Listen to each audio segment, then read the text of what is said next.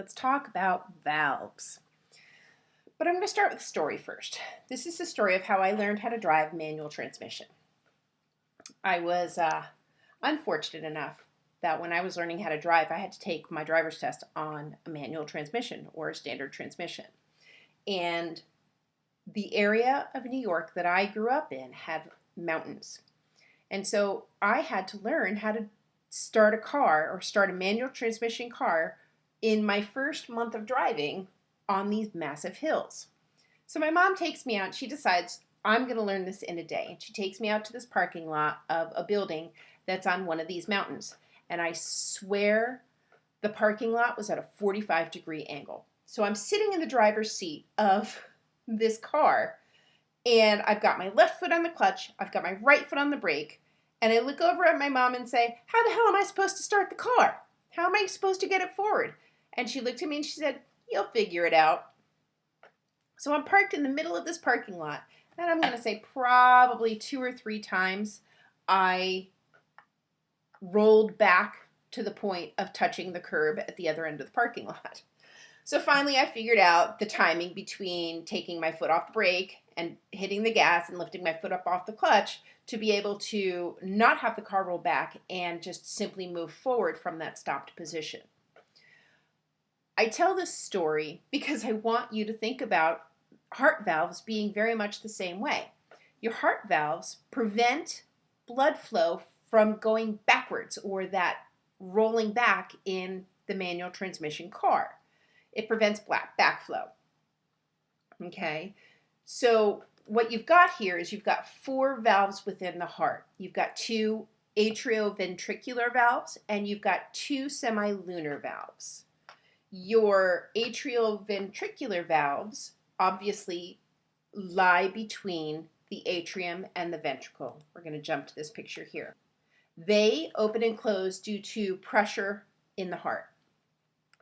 Your atrioventricular valves are controlled by chordae tendineae.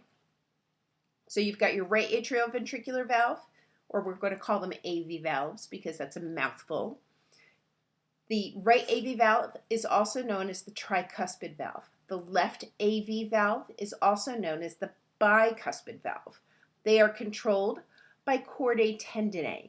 Chordae tendineae are essentially your heartstrings, and they attach into your papillary muscles. They open during heart relaxation, and they close during ventricular contraction. Semilunar valves work very much the same way, only with the AV valves, you've got the papillary muscles, which cause the closing of the valve or the opening of the valve. Whereas in the pulmonary muscle, you've got your semilunar valve right here, and that closes due to back pressure from the blood in the valve or in the vein. So your 2 semilunar valves are your pulmonary semilunar valve, which is right here. This is your pulmonary one. And then you've got an aortic semilunar valve, which is in the aorta here. It doesn't obviously show a picture of it. As the blood comes in, the valves are forced open to allow the ventricles to fill. The atria contract, forcing blood into the ventricles. And then as the ventricles contract, the AV valves close to allow the blood to get forced out into the blood vessels going into the body. So your AV valves are closed during contraction. If we look at the semilunar valves, your semilunar valves, when the heart is relaxed, they close. They don't close because of cardiac contraction. They close as a reaction to blood pressure against them. So you've got semilunar valves that open, and then as the heart relaxes, the valves close due to the pressure of the blood going against them to prevent backflow of the blood from the arteries into the heart itself. Not only do you have blood flow through the heart itself being regulated by contraction as well as preventing backflow with valves, the heart itself, the organ itself, has its own circulation. So blood in the heart chambers does not nourish the myocardium. It doesn't nourish the muscles that are making the blood move. That has its own circulatory system. They consist of its own arteries, veins, and a coronary sinus. So you've got your coronary arteries. They branch off of the aorta to supply the heart muscle with oxygenated blood. The cardiac veins drain the myocardium of the blood that's deoxygenated. And then you've got your coronary sinus. It's a large vein on the backside of the heart that collects the cardiac veins and then empties it directly into the right atrium. Here is your left ventricle, the apex of the heart, your right atrium.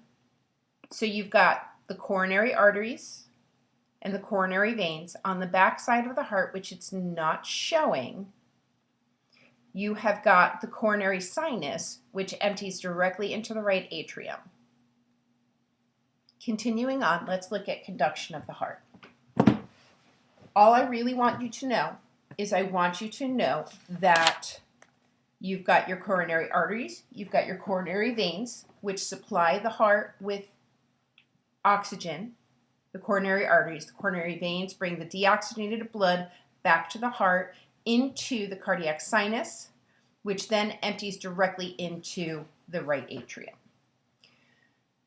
Moving on, let's talk about heart rhythm. Cardiac muscle is actually able to regulate its own rhythm. It has its own little sensors that are the timer for how the heart beats or how the heart pumps. So it's influenced both by itself, but it's also influenced by external signals. We've talked about those before. We've talked about the signals from the brain, and we've also talked about the effects of hormones on the heart in epinephrine, fight or flight, all of that. But it also is intrinsic. The intrinsic conduction is what we're going to talk about now, and that is what ensures that the heart beats as one unit. It works the same way as an action potential does. It's a one-way, all or nothing type of response. So your intrinsic conduction sets the basic rhythm starting at the sinoatrial node, which is your heart's pacemaker. It then goes to the atrioventricular node through the AV bundle or the bundle of His, and then it branches out into the ventricles, finally spreading out into the Purkinje fibers within the ventricular wall.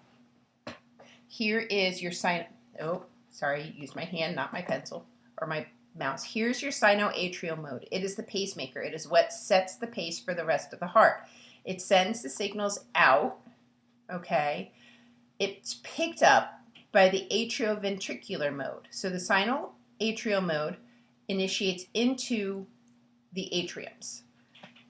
The atrioventricular node picks up that signal and carries it out through the atrioventricular bundle, AV bundle, or the bundle of His, and then it spreads out through bundle branches out, finally into the Purkinje fibers, which allows the signal to terminate into the ventricle that allows the ventricle to fire and contract. You notice that you have Purkinje fibers within the papillae. The papillae, again, are what control the AV valves. So it's all very controlled.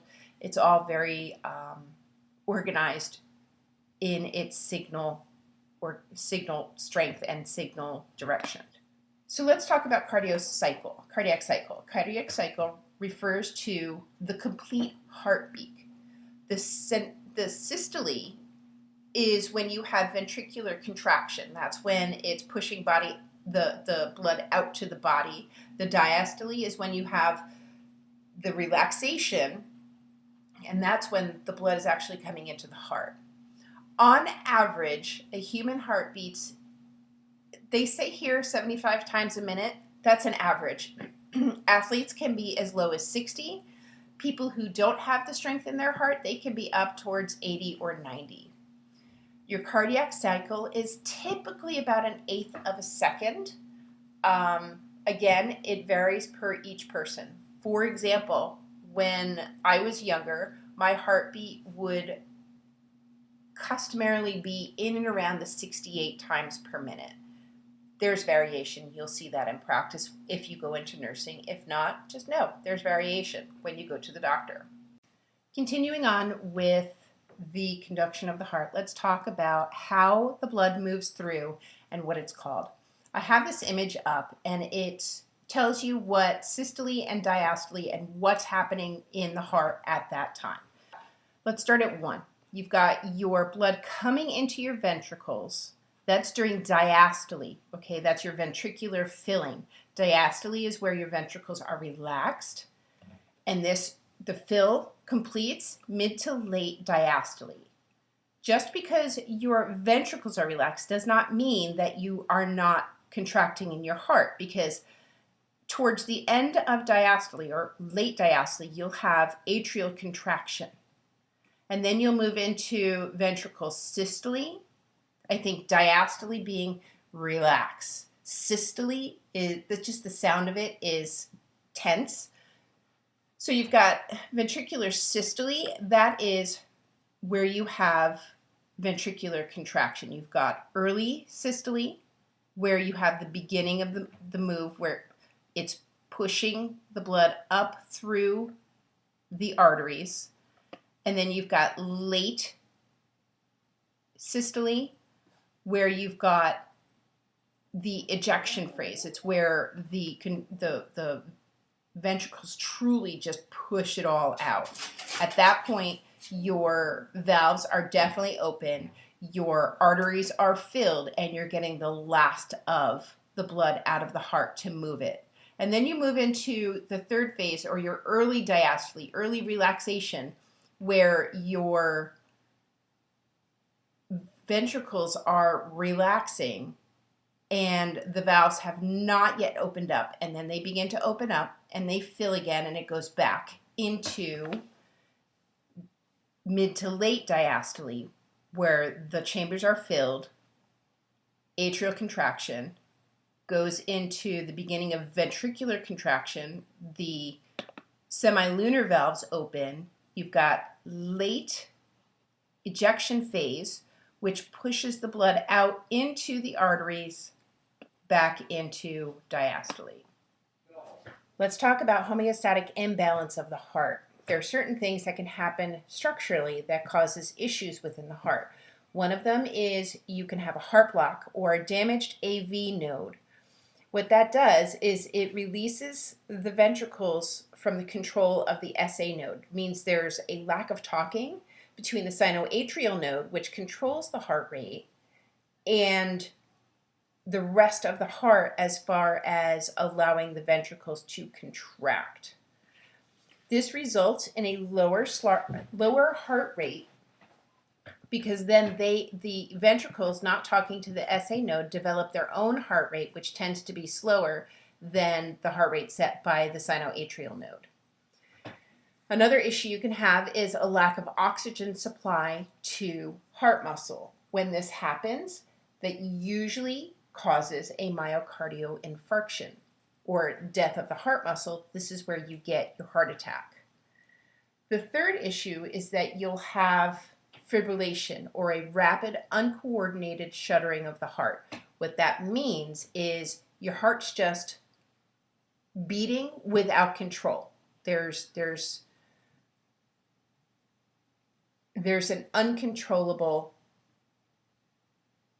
contraction of the ventricles, and it tends to be uncoordinated. So you can have your atrium contracting at the same time as your ventricles.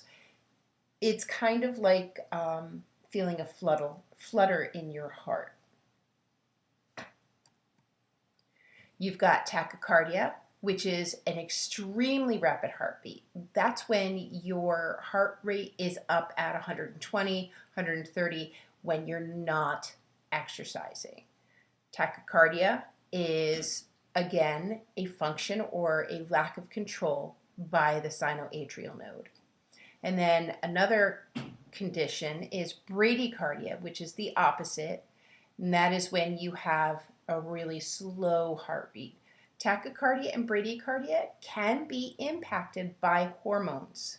All right, this can be a hormone imbalance, not necessarily an electric imbalance. It can be caused by both. It just depends on what the patient has going on at that point in time. Looking at the valves, your faulty valves can reduce the efficiency of your heart as a pump. So if the valves don't close all the way, you're going to have some backflow, which will cause your heart to, or the heart to not pump properly. This lack of seal can cause abnormal heart sounds known as murmurs.